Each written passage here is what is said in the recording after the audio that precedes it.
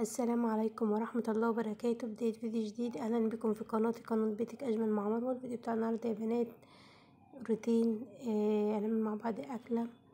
بص، مبدئيا كده كل سنة وانتم طيبين، عيد أضحى مبارك عليكم وعلى أمة محمد أجمعين. معلش الفيديو نازل متأخر شوية، بس والله من يوم العيد لحد النهاردة كده وأنا تعبانة، ما بعملش حاجة خالص غير إن أنا نايمة على السرير ليل ونهار. اكيد يعني باين من صوتي، بس عايزه دعوتكم ليا. انا حبيت ان انا اصور معاكم الفيديو ده. هو يمكن مفهوش حاجات كتيره، بس حبيت ان انا اصوره اشاركه معاكم عشان خاطر اعيد عليكم واقول لكم كل سنه وانتم طيبين. وفي نفس الوقت عايزاكم تدعوا لي يعني وكده، عشان انا عندي دور برد جامد. بصوا مش قادره اخد نفسي وجسمي كله مكسر.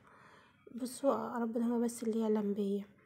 انا يوم العيد رحت مشيت الصبح، رحت عند بيت ابويا قضيت معاهم العيد، وجيت تاني يوم على الظهر كده.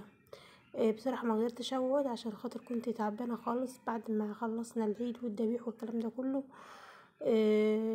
تعبت وفصلت يعني، والبرد تقل عليا، فمعرفتش ان انا اكمل غير ان انا روحت جيت بيتي يعني. ومن وقتها وانا نايمة على السرير بس. فحبيت ان انا اصور معاكم كده مقطع بسيط. بصوا انا ده غسيل كده بيتغسل وكده وبيتنشر كده على الكنب، عشان يعني محدش بيطلع البلكونه يعني وكده. وكان عندي غسيل تاني لسه عايزه يتغسل، يعني كان عندي كمية غسيل كبيرة. بصوا هو الفيديو يمكن مفهوش افادة، بس عايزة بالله عليكم كل اللي يسمع الفيديو بتاعي عايزة دعوة حلوة منكم كده، عشان خاطر يعني انا حاسة ان انا مضغوطة، حاسة ان انا تعبانة، حاسة ان انا بصوا حاجات كتيرة كتيرة كتيرة في دماغي مش متظبطة خالص. علاوة على كله ده التعب اللي انا فيه بس. فيمكن لو مفيش فيديو مفيهوش افادة ليكم، بس انا حبيت ان انا اشاركه معاكم عشان خاطر تدعولي مش اكتر. بص يا بنات، انا الغسيل اول ما قمت الصبح كده رحت عملت ايه. وقلت خلاص بقى اقوم بقى من مكاني، هفضل نايمه كده ليل ونهار، والدنيا بصراحه حاسه ان خلاص جابت اخرها حواليا، متبهدله يعني وكده. فقمت روقت السرير بتاعي اللي انا كنت نايمه فيه، وغيرت وابتدى وطبقت الدفاية اللي كنت بتغطى بيها، ورحت طلعت كده وريتكم كده شكل كمية الغسيل اللي عندي، اللي مغسولة ومنشورة ومرمية على الكنب كده والكراسي، والغسيل اللي كان لسه على الترابيزة في الصالة دوت كان لسه عايز يتغسل. فرحت عملت ايه، رحت خدت الغسالة اللي في الصالة كده، حطيته في الغسالة ودورت على الغسالة، ورحت كده دخلت كده قلت كمان اعمل كده لقمة، بما ان انا ما عملتش اكل خالص غير هو اليوم اللي انا جيت فيه من عند بيت ابويا. عملت كده أكلة سريعة، وبعد كده رحت دخلت لجعت من وقتها لحد الآن وأنا في نفس الوضع. فقلت خلاص بقى النهاردة أقوم أعمل حاجة كده عشان خاطر طبعا عشان خاطر ابني يعني وكده. وبصراحة بيقول أنا محسيتش بعيد خالص والكلام ده كله. فقلت خلاص مفيش أي مشكلة بقى إن أنا لازم أقوم واتحرك يعني كده، واشوف اللي عايز يتعمل في بيتي طبعا واعمله على قد ما اقدر. حتى اقسم بالله عملت جزء من الاكل ورحت فصلت ورحت دخلت نمت، ما كنتش قادره، كنت حاسه ان خلاص هيغمى عليا من كتر التعب. اول حاجه كده عملتها يا بنات، جبت كده حلتين حطيت فيهم ميه، سبت الميه بتاعتي لحد ما غلت. كان معايا هنا كده لحمه هسلقها، ودوت الحله التانية كان فيها لازم طبعا العظم والكلام ده كله. فقلت ايه، العظم بيكون الشوربه بتاعته تقيله، فانا مش عايزه الشوربه اللي انا اعمل بيها الاكله بتاع النهارده تكون الشوربه بتاعتها تقيله. فقلت خلاص هسلق العظم كده في حله لوحدها خالص، عشان الشوربه بتاعته بتكون دسمه يعني وكده، عامله زي شوربه الكوارع. ديت الشوربه ديت بتاعت العظم بتحس ان هي عايزه محشي يعني والحاجات دي. لكن انا كنت عايزه بصراحه الاكل اللي انا عامله النهارده كنت عايزاه يكون الشوربه بتاعته تكون طبيعيه شويه، ما تكونش الدسم بتاعها عالي. فسبت كده اللحمه كده تتسلق. طبعا بعد ما الميه ما غلت نزلت بقطع اللحمه، طبعا اللحمه اللي انا شطفاها، وبعد كده بسيبها كده لحد ما تستوي. وهنا قلت هعمل الرز بتاعي. انا النهارده يا بنات هعمل قلت ادهم يعني كده عايز اكل فتة يعني وكده، فقلت ان انا هعملها له بما ان هو طلبها يعني. وفي نفس الوقت هي المفروض كانت اتعملت مثلا اول يوم العيد وكده، بس انا ما عملتش حاجه. شوحت الرز، حمرت الرز بتاعي، وطبعا ضفت له الملح وزودت كده الشوربه وظبطت الملح بتاعه وغطيت عليه طبعا، بسيبه على نار عاليه لحد ما يشرب، وبعدين بيشرب، وبعد كده بهدي على النار.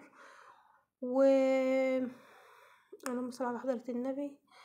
بعد كده بعمل ايه، بهدي على النار، وبعد كده لما بسيبه كده على نار هاديه، لو لقيته استوى خلاص بفصل عنه النار، لقيته لسه مستواش بروح مزودة كده معرفة شوربة يعني. بس كده سايبة الرز كده على نار هادية. وجيت هنا هعمل الصلصة بتاعة الفتة.